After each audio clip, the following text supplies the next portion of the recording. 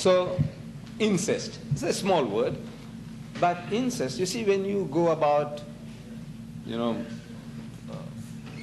gallivanting, and you go and interfere with somebody else's wife or daughter out of marriage, we call it zina. It's adultery, fornication. That you know. See, out of marriage, have any relationship with a woman is zina, fornication. But if you did the very same thing with your mother, that's incest. If you did it with your daughter, that's incest. If you did it with your sister, is incest. If you did it with your daughter-in-law, is incest. And there are 5 cases of incest in this book of God in inverted commas. Book of God, I say in inverted commas. I don't say it's a book of God. But there are 5 cases of incest in the first book of the Bible. As if it is a textbook on incest. To tell you, what types of incest can you commit? You might not have the imagination. So it tells you, see, you can do it with your daughters, you can do it with your sister, you can do it with your mother, you can do it with your daughter-in-law. 5 different cases of incest. In a book of God, God took the trouble of dictating to Hazrat Musa alayhi salam. So he can write about Lut, a brother in prophethood. Lut alayhi salam. After the destruction of Sodom and Gomorrah, we are told in this first book that he goes and lives in a place, in a cave, in Zoar, with his 2 daughters. And night after night, the daughters make the father drink and seduce him and collect his seed. They collect the father's seed. It's a noble thought they had. Our father is old, and there is not another man on earth who can come into us in the manner of men. So he says, come, let us make our father drink wine, and we will lie with him so that we may preserve the seed of our father. Ignoble thought. What a thought. And they did it to the father. And the firstborn gave birth to a child called Moab. And the second one gave birth to a child called Ammon, from whom we get the Ammonites and the Moabites. And these were blessed by God. God blessed them. When the Jews were told to go and kill the Palestinians, the Philistines, God tells them, according to this holy book, go and kill them all, men, women, and children. Even sucklings are not to be spared. Little children sucking the mother's breast, even they are not to be spared. Wipe them out. And even donkeys were slain. I said, what sins did the donkeys commit? What harm could they have done to you? On another occasion, the same God of mercy, according to the Bible, he's telling the Jews, repeats the same formula, go and kill them all, men, women, and children. Only virgins you must pay for yourself, which no man hath known.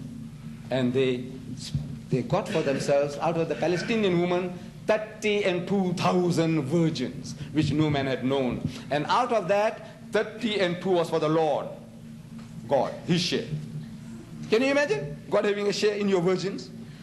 I'm asking, what does he do with virgins? No, in the name of the Lord, the priest will enjoy them. Khabis. And you say it's the book of God. God talking like that? That we must go and find them out. Which is virgin, which she is not a virgin, kill her. Little children, of course, kill her, whether male or female, kill her. But if they're big enough, and you think they can come into use, verify. Verify. How do you verify? Astaghfirullah. Book of God? I says, no. This is not the book of God, nor is it the book of Moses. Why would he go and drop his brother prophet down to that level of committing incest with his own daughters? Then they tell you that Ibrahim alayhi salam committed incest with his sister. They say Sarah was his sister. Then they tell you that Reuben, one of the sons of Yaqub alayhi salam, he goes and cohabits with his mother on the roof. And he said Israel was told.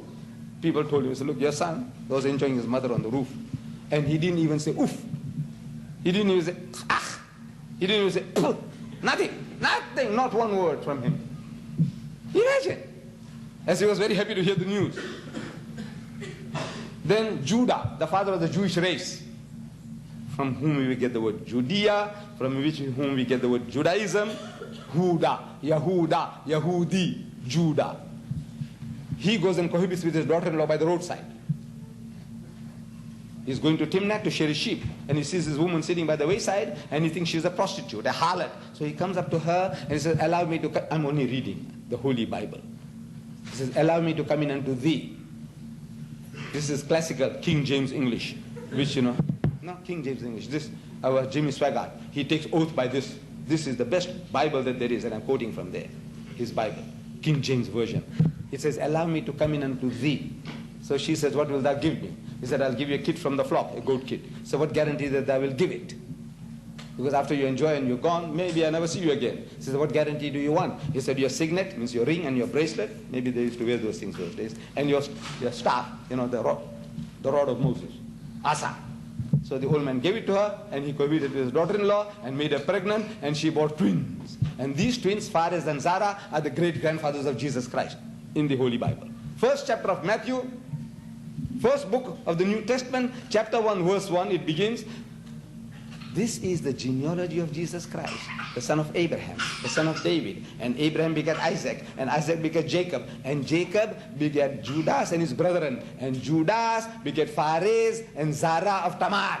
Who are these? Look at Genesis chapter 38. It'll tell you he's a father-in-law, cohabiting with his daughter-in-law, and produces bastard children, children of incest, and they are the great-grandfathers of the Christian God Jesus Christ.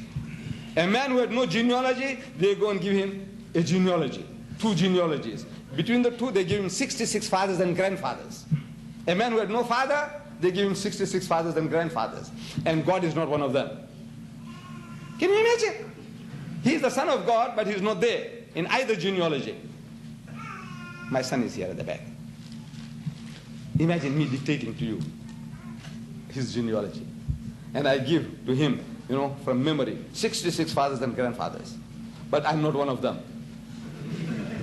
I'm not one of those 66. What am I telling you? What am I telling you? That he is a bastard 66 times over. No? What does it mean? I give you 66 fathers and grandfathers to my son, but I am not one of them. What am I saying?